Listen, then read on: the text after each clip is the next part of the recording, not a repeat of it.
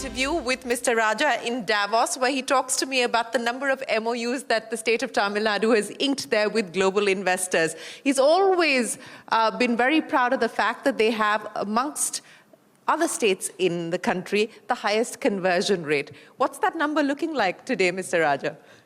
Hi, Isha. It's good to be here. Always a pleasure to talk to you. And before we start, I want to correct a few things that the host got it wrong a bit, especially in auto. We don't want that number going out. We don't have 30% of auto components or 35% of auto components is what we said. We have something close to 42%.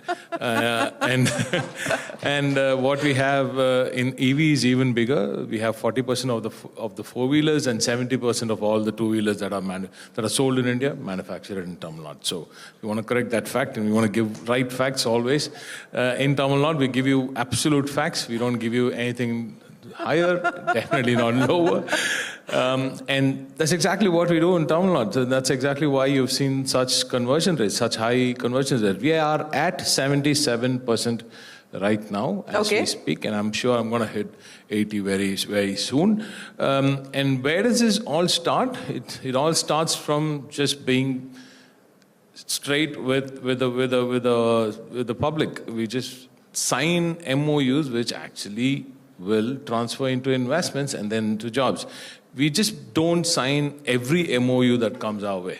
So it all stems from the fact that the Honorable Chief Minister through M.K. Stalin has given us the freedom, given us, as in the Department of Industries, the freedom to choose which MOU to sign and which one not to. Right? So all of these are facilitation MOU. Most of them are facilitation MOU. So it's not much of a binding thingy for both sides. But then the ones that we sign, ones that Tamil Nadu signs, we ensure that the conversion rate will be high, and the possibility of the conversion rate will be high. So we don't sign every MOU that comes to us. We pick and choose. We choose MOUs which are going more into Tamil Nadu, deeper into Tamil Nadu, and that's why you see this more of distributed growth in Tamil Nadu. It's not just clustered around Chennai or not just clustered around Coimbatore. It's just basically all over Tamil Nadu. This is the only state in India which you will see such distributed growth in. And then you have the intervention from the government, where the Honorable Chief Minister has given us the powers to have one team, just one team across the table. I, myself, as the Minister for Industries and the Chief Secretary, and 8 other top secretaries sit across in one table and go through all of these MOUs meticulously and make sure that we get all these clearances done. And when in Tamil Nadu, single window system is actually single window system. So all of this comes together. Lots of veiled references there in your opening comments. So let's pick up on one of the single window clearances that you're attempting to take forward, and that has to do with one of the themes that we're going to be focusing on this evening, global capability centers. You know, on manufacturing, Tamil Nadu, as we just pointed out, and you upped that number, has always been at the frontier of manufacturing in India. You're trying to play catch up as far as the GCC story is concerned, at least in some specific sectors. I know you have a rebuttal waiting for me there, but on GCC specifically, with this single window clearance policy that you're now putting in place, what's the hope? What's the aspiration? Well, as I said, I'm happy whichever state grows. I'm really happy for India. We are all playing as Team India for India, right? But then I'm not catching up. I'm just getting back to the last ground which we had. We were the GCC capital for the longest time. We were the OGs of GCC. But then what happened was we had a dip for around a decade, and slowly, and we had Bengaluru airport happening, and then Hyderabad airport happening, and Chennai airport just didn't take off, and we're correcting that. No pun intended. No pun intended, and we are correcting that also now. But I think for the longest time, we've definitely been the fintech capital. That has never moved away. Fintech has never moved away. I'm sure all of them in the banking sector will understand, and that has always stayed here. And even in Hyderabad and in Bengaluru, a big chunk of them are from places around Tamil Nadu. So I'm just making sure that all of them come back home and they're happy.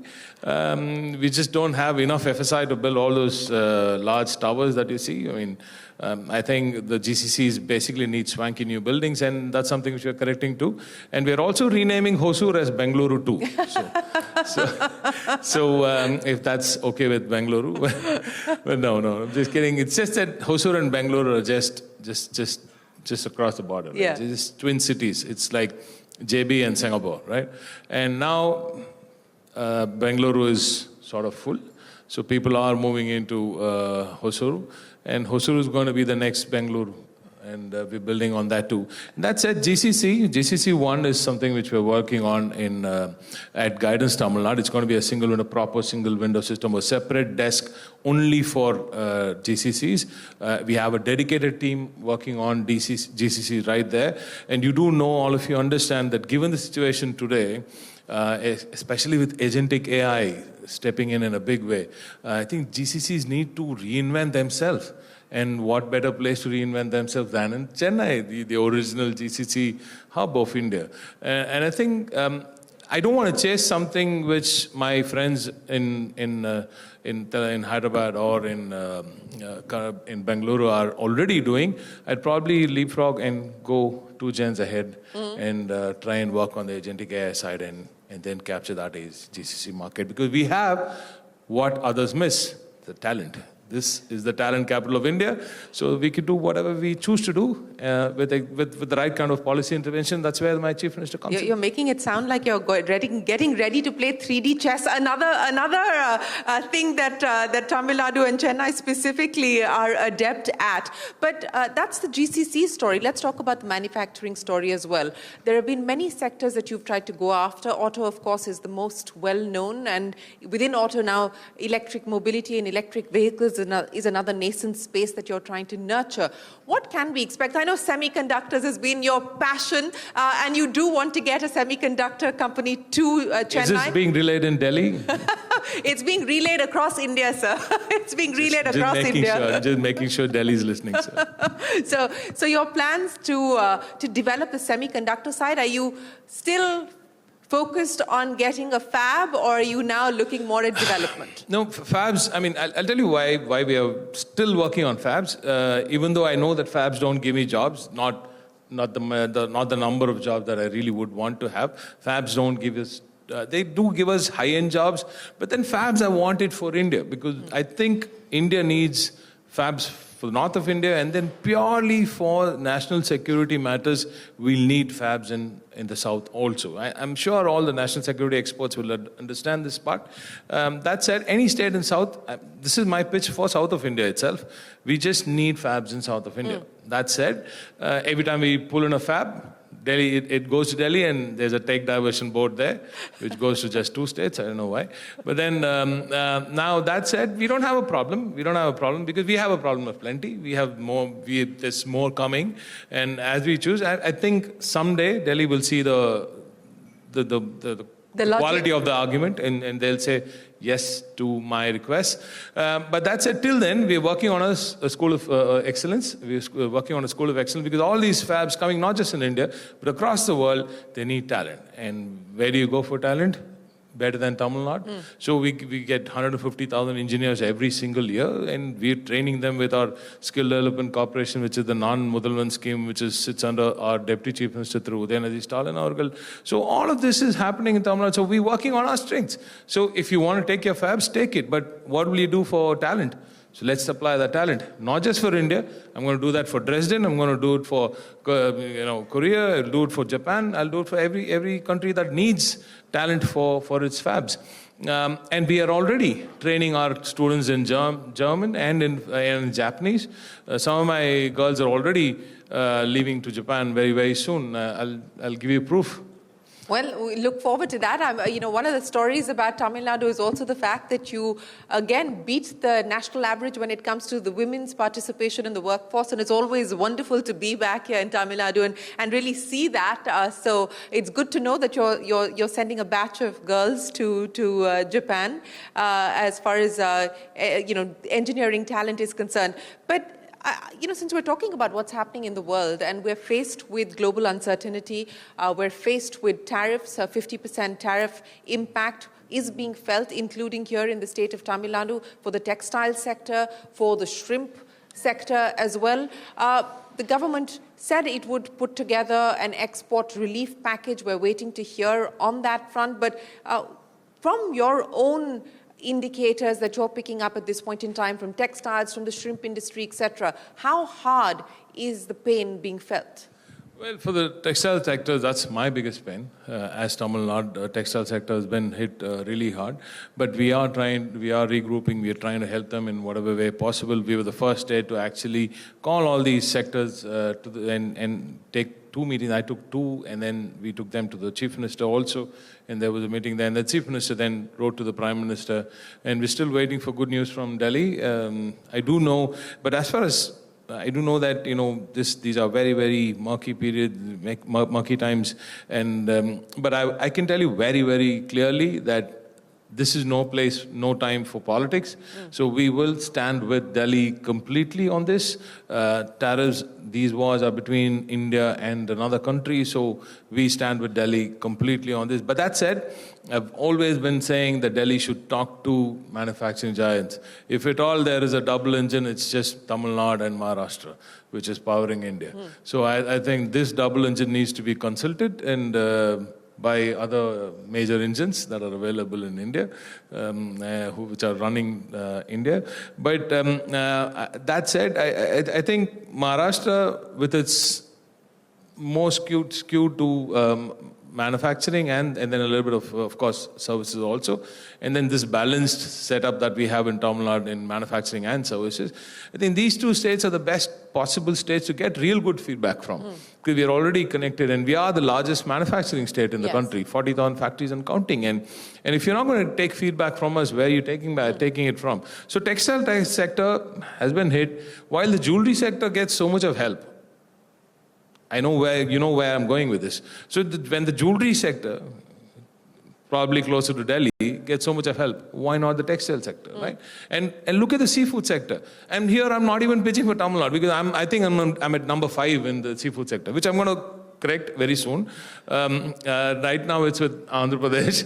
They have a long coast, and I think they do about 26,000 crores, where I'm doing about 5,000, 6,000 crores. So it's not much. So I really don't have to pitch for it, but I'm really distressed by the sight of all these seafood exporters bleeding so much. As India, shouldn't we be helping them? It's the farmers, it's the aqua farmers who are actually getting hit. So here I am pitching for AP. And AP is closer to Delhi. Yes, much closer than you are. So, as the finance minister said, they are working on putting a export relief package. We will, of course, have to wait to see the contours and the details of that.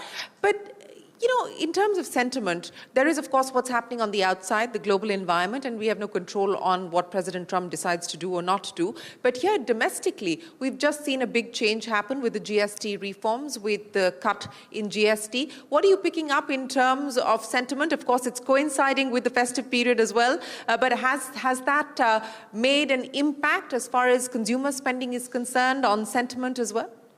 We'll have to look at the numbers after Diwali probably, and then there must be a little bit of impact. I'm not saying no, but then there's so much else that you could have done. It's just that this is coming after an 8-year delay. That is something which nobody seems to be talking about. And that is this should have come 8 years ago, not now. And I don't see why everybody keeps talking that this is a very positive thing now. You brought it onto yourself, and now you're saying you're taking it out, so it's good. So I don't understand that part of it. And my finance minister also pitched for better GST numbers, but then and then there's so much that Delhi needs to give back to Tamil Nadu and states like Tamil Nadu too. That hasn't happened too. But at least now they've realized their flaw and corrected it. And that's how I see it. I see it as a flaw being corrected to an extent, and I do see there must be some good outcome coming out of it, yes. Well, yes, you're right. We're going to have to wait till the end of this month to see the first set of numbers coming in on account of the GST rate cuts. But what next now, as far as the state of Tamil Nadu is concerned? You know, you've done a bunch of reforms to try and draw in investment, to draw in industry, to do more. What are you now prioritizing, especially as it comes at a very crucial juncture? We're getting closer and closer to the big match, the elections next year. So what should we be prepared for? Oh, we're busy loading 2.0. We're busy loading Dravidian model 2.0. So that's what we're doing. And we have a 10-year plan. And I think there's something really good coming up in the next regime, for sure. But that said, I mean, elections are when nobody can call it. But I'm being realistic. But being in Tamil Nadu, for the industry, I can tell you one thing. It doesn't matter if I sit here or any of my own regime sits here. Even if there's anything else, there is policy continuity. That's one thing we're really proud about. Irrespective of the government. Irrespective of the government, irrespective of the political regime in place, there is policy continuity. And that is what we are really, really proud of when it comes to Tamil Nadu. There's no intervention when there's another party which comes into power. And there's no look, they don't go back and retrospectively Why do you think change that's the case? Because that's not usual. But I think that's because again, then you'll have to go back to the 1920s when we started educating everybody in Tamil Nadu. And that is why you see there is a population which will actually question the political leadership. So I think basically empowering the population to question its political leadership is what has given us the biggest plus, right?